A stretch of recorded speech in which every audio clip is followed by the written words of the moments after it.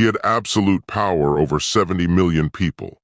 He could have had anything, taken anything, destroyed anyone, and every single night he sat alone and wrote notes reminding himself to be kind, patient, and humble. Marcus Aurelius didn't use philosophy to gain power. He used it to survive power without losing his soul. We think of power as the ultimate answer. Get the title, get the corner office, get the authority to make decisions without asking permission. Then you'll finally be able to do things the right way. Then you'll finally be happy. But this is backwards. Power doesn't make you good. Power reveals who you already are. The absolute authority corrupts absolutely, yes, but it corrupts people who were already vulnerable to corruption. For Marcus Aurelius, philosophy was a shield against that corruption. It was his immune system. Think about what he inherited. Roman emperors before him had been tyrants, murderers, show-offs. They had the power to do literally anything, and many of them did.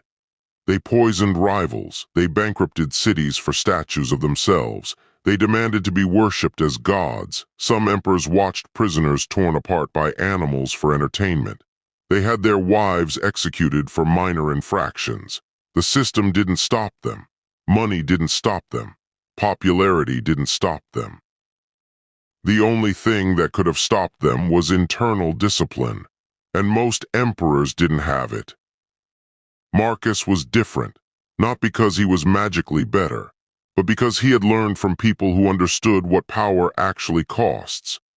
In the opening pages of his Meditations, he lists the people he learned from, and he does this with remarkable gratitude. His great-grandfather Verus taught him courage and calm.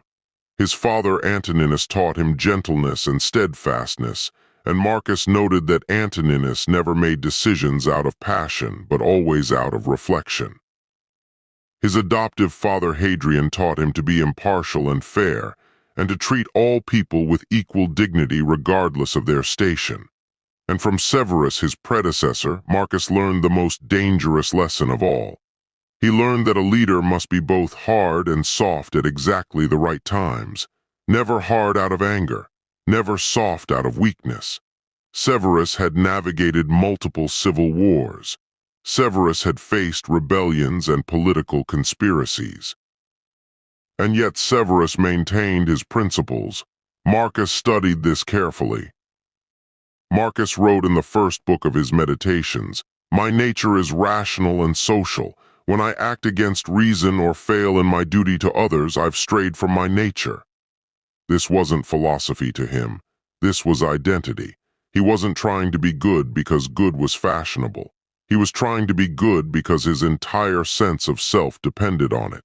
He also wrote, "The impediment to action advances action. What stands in the way becomes the way." So when he faced the Antonine Plague that killed millions across the empire, when he faced repeated military threats at the borders, when he faced senators challenging his authority, he didn't see these as reasons to abandon his principles. He saw them as the arena in which his character would be tested. That's power. Real power isn't the ability to make others obey. Real power is the ability to command yourself when nobody's watching. So how did he actually lead?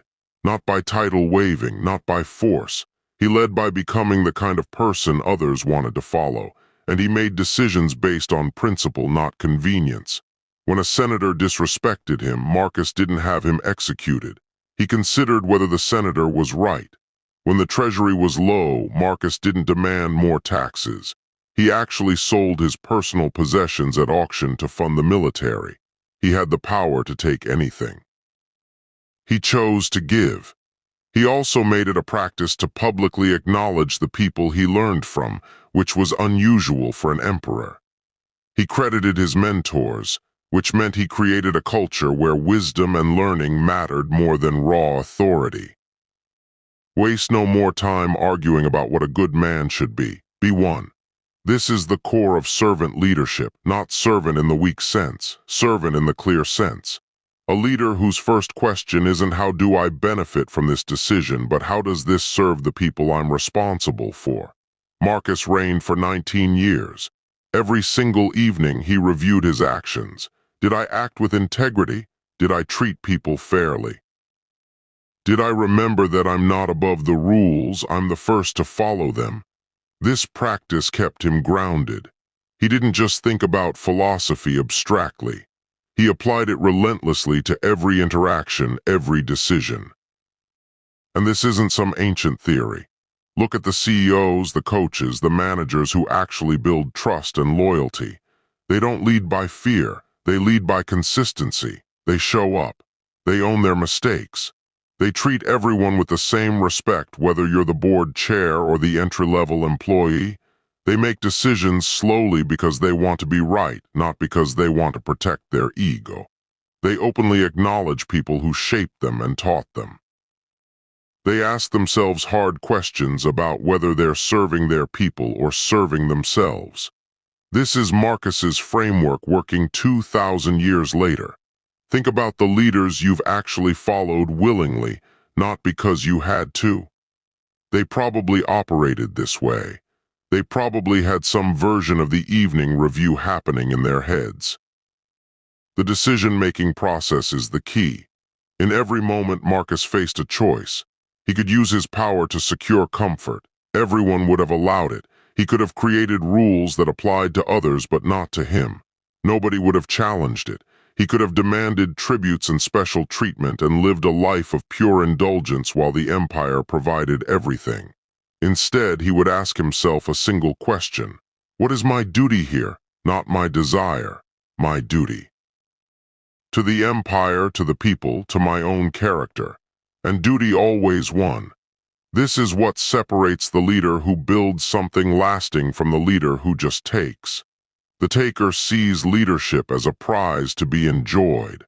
The servant sees it as a responsibility to be honored. And when you frame it that way, your decisions become clearer. Should I make this policy that benefits me but harms the business? No, because my duty is to the business. Should I take credit for work my team did? No, because my duty is to develop my team. Should I avoid hard conversations to keep people comfortable with me? No, because my duty is to their growth, not their comfort. Should I use my position to make people's lives harder just because I can? No, because my duty extends to everyone. Marcus understood something that most people with power never figure out. Your power is not about you. It's about what you're trusted with. And the moment you treat it as being about you, you've already corrupted it. This week, try leading one interaction without trying to control the outcome. Just one. Listen more than you speak. Let someone else have the good idea. Build your case on principle, not on force. Ask yourself what you're actually responsible for in that moment. Then at the end of that day, ask yourself the Marcus question. Did I lead through character or through force, through wisdom or through ego, through service or through power? Do this for a week, then a month, then it becomes automatic. This is how you inoculate yourself against the corruption that power brings. Marcus Aurelius had 70 million people under his authority. He had the Roman military. He had the treasury. He had the law behind him, and what did he do with it? He sat down and wrote a reminder to himself to be kind, to be patient, to see others as part of the same human family, to remember that his job was to serve them, not the other way around. He didn't use power to escape philosophy. He used philosophy to master power, and that's the revolution that the world still needs. Waste no more time arguing about what a good man should be. Be one. This is Marcus Aurelius's challenge to you, not in some distant future when conditions are perfect, but now, with what you have, in the authority you hold, whatever that is. Over your team, your family, your own mind, lead through character. Subscribe to build your philosophy into practice.